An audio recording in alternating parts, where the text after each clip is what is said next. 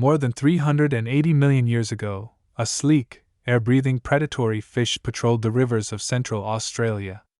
Today, the sediments of those rivers are outcrops of red sandstone in the remote outback.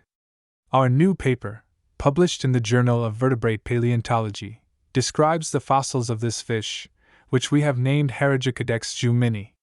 Known from at least 17 fossil specimens, Harugicadex is the first reasonably complete bony fish found from Devonian rocks in Central Australia. It has also proven to be a most unusual animal. Meet the biter.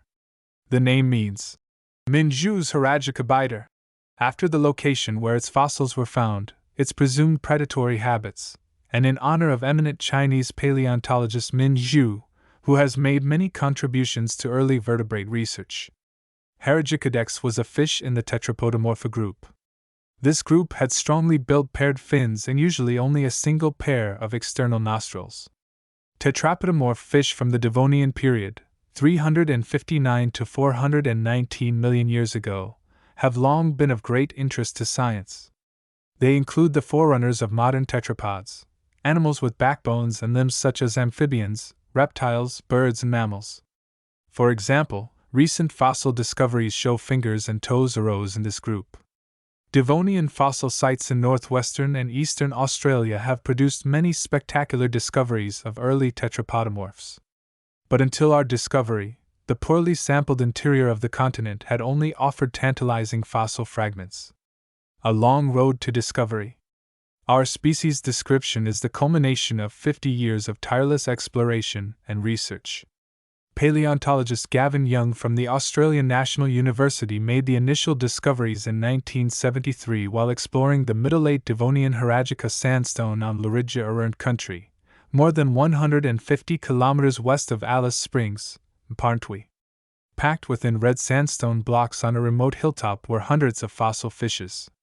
The vast majority of them were small Bothrialepis, a type of widespread prehistoric fish known as a placoderm, covered in box-like armor. Scattered among them were fragments of other fishes.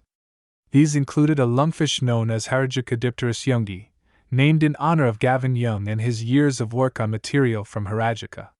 There were also spines from acanthodians, small, vaguely shark-like fish, the plates of philolepids, extremely flat placoderms, and most intriguingly, jaw fragments of a previously unknown tetrapodomorph.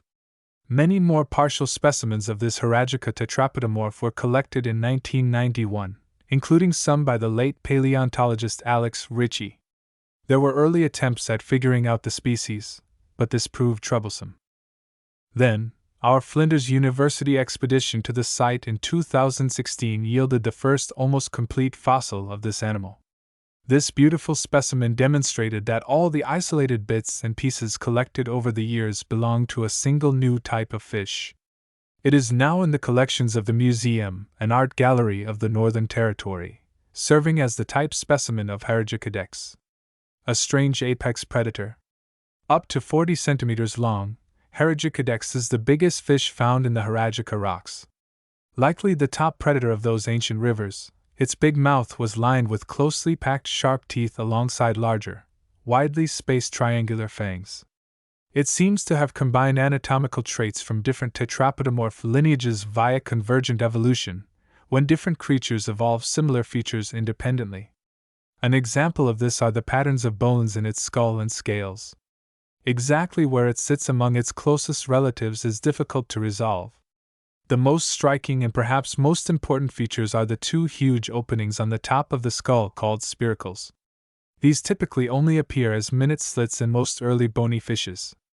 Similar giant spiracles also appear in Gaganaceus, a marine tetrapodomorph from the famous late Devonian Gogo Formation of Western Australia. It doesn't appear to be an immediate relative of Harugicadex. They are also seen in the unrelated Picaringius, an early ray-finned fish that was also at Gogo. The earliest air breathers? Other Devonian animals that sported such spiracles were the famous Elpistostigalians, freshwater tetrapodomorphs from the northern hemisphere such as Elpistostige and Chictalic.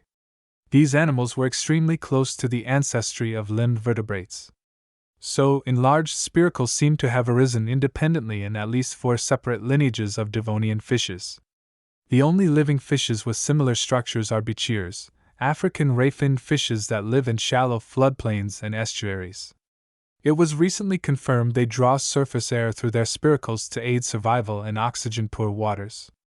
That these structures appeared roughly simultaneously in 4 Devonian lineages provides a fossil signal for scientists attempting to reconstruct atmospheric conditions in the distant past. It could help us uncover the evolution of air breathing in backbone animals.